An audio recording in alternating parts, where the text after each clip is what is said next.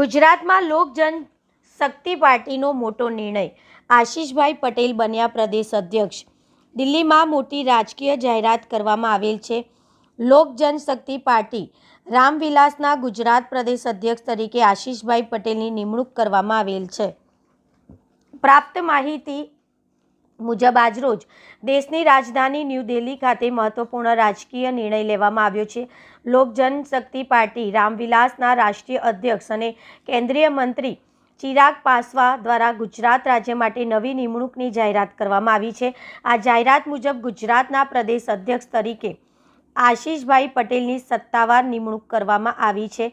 આ પ્રસંગે પાર્ટીના રાષ્ટ્રીય સચિવ શકીલ એમ તિજોરીવાલા, સાદિક તિજોરીવાલા, વિશાલભાઈ મોદી તેમજ ડાયાભાઈ સહિતના આગેવાનો હાજર રહ્યા હતા।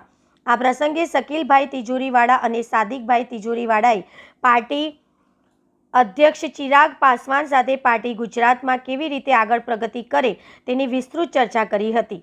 શકીલભાઈ તિજોરીવાલા અને સાદિકભાઈ તિજોરીવાલા વર્ષોથી પાર્ટી સાથે જોડાયેલા છે અને બંને પાર્ટી માટે હર હંમેશ કાર્યરત રહે છે। રાષ્ટ્રીય સચિવ શકીલ એમ તિજોરીવાલા તેમજ સાદિક તિજોરીવાલા બંને આગેવાનો લાંબા સમયથી પાર્ટીને મજબૂત બનાવવાના પ્રયાસોમાં સક્રિય રહ્યા છે અને સંગઠનને વિસ્તૃત કરવા માટે સતત કાર્યરત રહ્યા છે। રાષ્ટ્રીય સચિવ શકીલ એમ તિજોરીવાલા તેમના દ્રઢ નેતૃત્વ, સંગઠનાત્મક કુશળતા અને કાર્યકર્તાઓ સાથેના સ્નેહસભર સંબંધો માટે જાણીતા છે।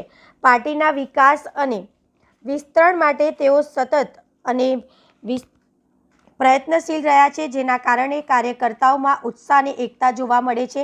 તે જ રીતે સાદિક તિજોરીવાલા પણ પાર્ટીના સક્રિય અને લોકપ્રિય આગેવાન તરીકે જાણીતા છે। તેમના માર્ગદર્શન હેઠળ અનેક સામાજિક અને સંગઠનાત્મક કાર્યક્રમો સફળતાપૂર્વક યોજાયા છે।